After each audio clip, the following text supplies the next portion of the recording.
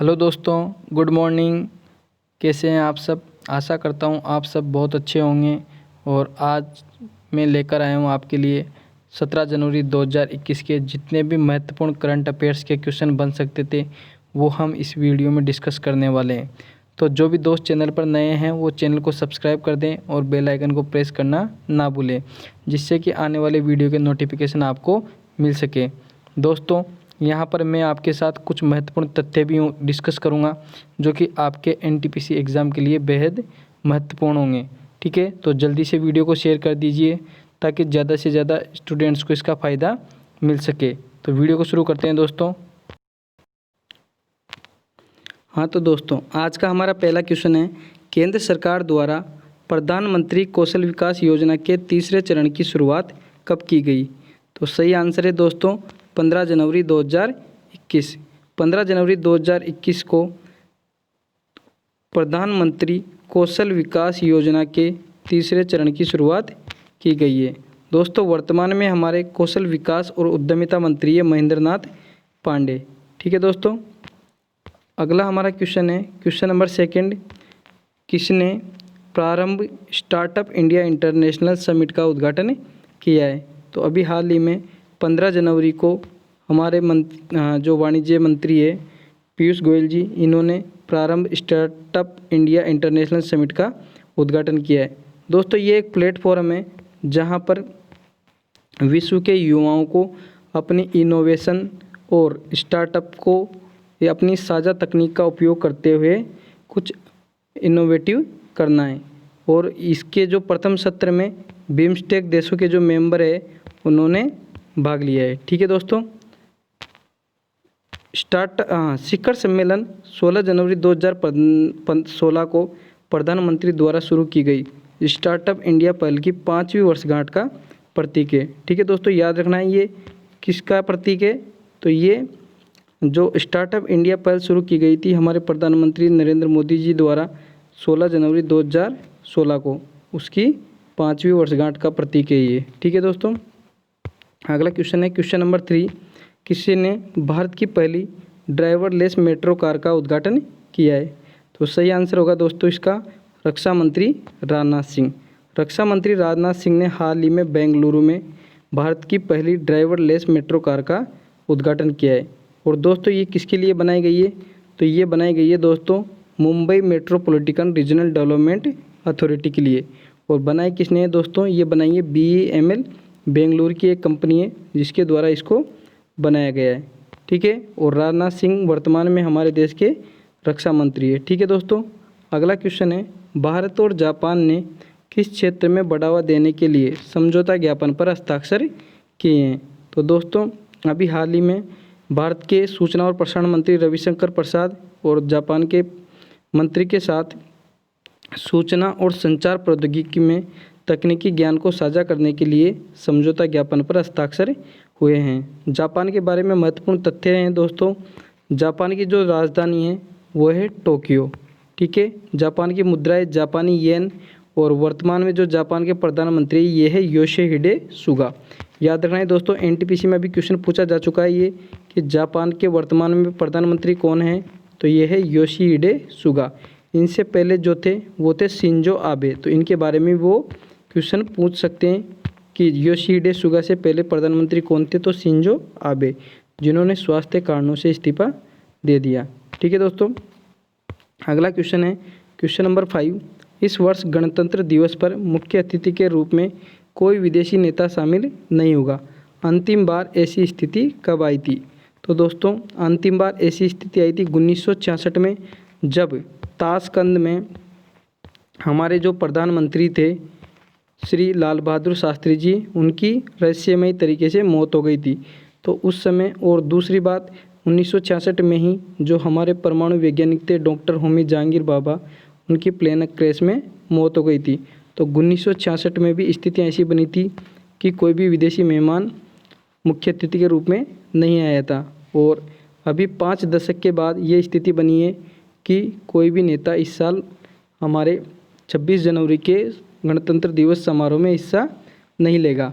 इस बार जो परेड की सलामी ली जाएगी दोस्तों, वो हमारे राष्ट्रपति के द्वारा ली जाएगी, ये आपको याद रखना है। दोस्तों एक पॉइंट और क्वेश्चन पूछा जाता है यहाँ से कि जो स्वतंत्रता की दिवस के दिन जो परेड होती है उसकी सलामी कौन लेता है। तो दोस्तों 15 अगस्त की जो परेड होती है ना, इसकी सलामी ली जाती है प्रधानमंत्री के द्वारा, ठीक है, और 26 जनवरी की ली जाती है हमारे प्रेसिडेंट के द्वारा, ठीक है। तो दोनों पॉइंट आपको याद रखने हैं, ठीक है। कुछ महत्वपूर्ण तथ्य हैं उनके बारे में हम डिस्कस करते हैं। 2020 में ब्राज़ील के राष्ट्रपति जेयर बोल्सोनारो मुख्य अतिथि थे, ठीक है दोस्तों। एग्ज़ाम के दृष्टिकोण से वेरी इंपॉर्टेंट पॉइंट है। 2020 में जो गणतंत्र दिवस के मुख्य अतिथि थे ये थे जेयर बोल्सोनारो। पिछली बार ऐसी स्थिति 1966 में आई थी जब ताशकंद में प्रधानमंत्री लाल बहादुर शास्त्री के निधन के कुछ दिनों बाद आयोजित कार्यक्रम में कोई भी मुख्य अतिथि मौजूद नहीं था। एक विमान दुर्घटना में परमाणु वैज्ञानिक डॉक्टर होमी जहांगीर भाभा की मृत्यु हो जाती है। विदेशी नेता जो 1952, 53 और 66 में छोड़कर प्रतिवर्ष गणतंत्र दिवस की परेड में शोभा बढ़ाइए। तो ध्यान रखना दोस्तों, 52, 53, 66 और अभी 2021, ठीक है। ये 4 साल ऐसे हैं जब कोई भी विदेशी नेता मुख्य अतिथि के रूप में गणतंत्र दिवस की परेड में शामिल नहीं हुआ है। सबसे पहली बार जो शामिल हुए थे दोस्तों ये हुए थे इंडोनेशिया के राष्ट्रपति सुकर्णो, याद रखना सुकर्णो, और कब हुए थे ये 1950 में। वेरी इंपॉर्टेंट है, ये क्वेश्चन बनेगा यहाँ से निश्चित ही कि 2-3 क्वेश्चन बनेंगे। ऐसी स्थिति कब आई थी, तो लास्ट आई थी 1966 में।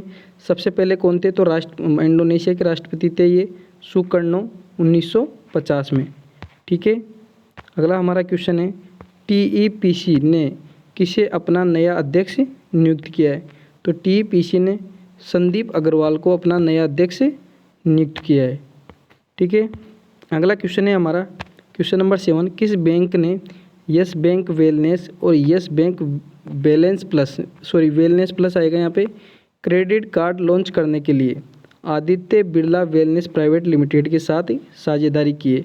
तो सही आंसर हो जाएगा दोस्तों ICI बैंक, इसका आंसर हो जाएगा यस बैंक, ठीक है। यस बैंक ने हाल ही में यस बैंक वेलनेस और yes bank wellness plus credit card launch करने के लिए Aditya Birla wellness private limited के साथ साझेदारी की है। दोस्तों यस बैंक का जो मुख्यालय ये मुंबई महाराष्ट्र में है और यस बैंक के वर्तमान में जो MD और CEO है ये है प्रशांत कांत।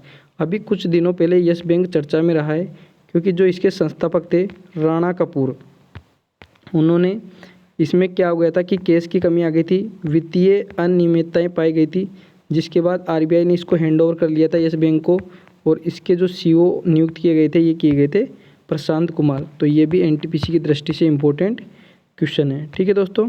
अगला हमारा क्वेश्चन है क्वेश्चन नंबर 8, ICI बैंक ने MSME को प्रीपेड कार्ड जारी करने के लिए किसके साथ साझेदारी की है। तो अभी हाल ही में ICI बैंक ने फिनटेक नियो के साथ MSME को प्रीपेड कार्ड जारी करने के लिए साझेदारी की है। अब दोस्तों इसमें क्या होगा कि ICI फिनटेक नियो जो है ये MSME के जो श्रमिक है उनको प्रीपेड कार्ड लॉन्च करवाएंगी, प्रीपेड कार्ड मुहैया करवाएंगी, जिनसे वो 1 लाख रुपए तक का अपना लेन देन जैसे ATM कार्ड के रूप में यूज कर सकते हैं, ई-कॉमर्स के रूप में यूज कर सकते हैं, और जो POS मशीनें होती हैं वहाँ पर इनको यूज कर सकते हैं, ठीक है दोस्तों।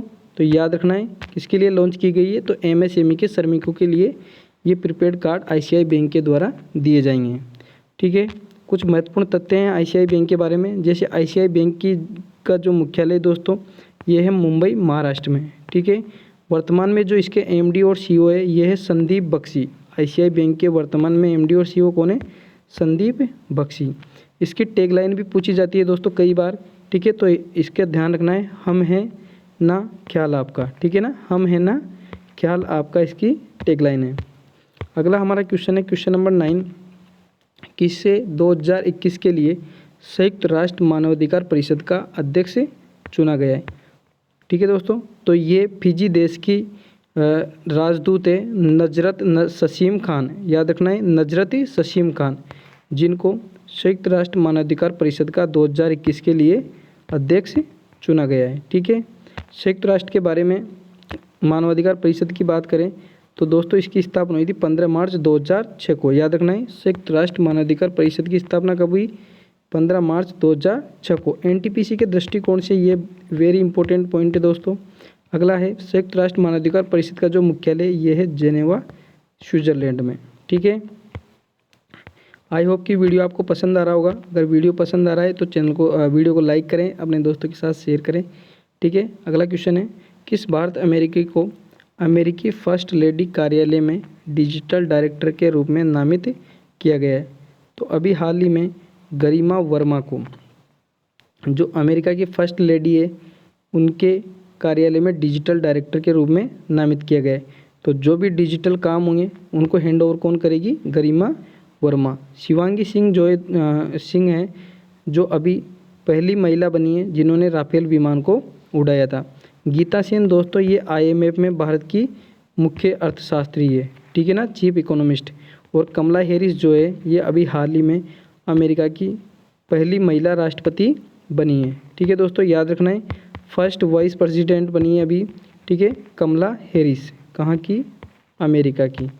ठीक है, अगला क्वेश्चन है क्वेश्चन नंबर 11, हाल ही में किस देश में दुनिया का सबसे बड़ा वैक्सीनेशन प्रोग्राम शुरू किया गया है? तो दोस्तों कोविड से बचाव के लिए दुनिया का सबसे बड़ा जो वैक्सीनेशन प्रोग्राम शुरू किया गया है, ये शुरू किया गया है हमारे देश भारत में। ठीक है दोस्तों, इस चीज़ को आपको याद रखना है। और भारत ने अभी 2 वैक्सीन को, एक तो है कोवैक्सीन, ठीक है ना, कोवैक्सीन, और एक है कोविशील्ड। ठीक है ना, कोविशील्ड। तो ये दोनों वैक्सीन है जिनको भारत के जो ड्रग्स कंट्रोलर ब्यूरो है इन्होंने अप्रूवल दे दिया है। ठीक है, और कब से शुरू हुआ है? तो ये ध्यान रखना 16 जनवरी से ये अभियान शुरू हो गया है। और पहले चरण में 30 करोड़ लोगों को, याद रखना, पहले चरण में 30 करोड़ लोगों को वैक्सीन लगाई जाएगी। दोस्तों इसमें जो प्रायोरिटी दी गई है, सबसे पहले दी गई है हेल्थ वर्कर्स को। ठीक है, किसको दी गई है? हेल्थ वर्कर्स को।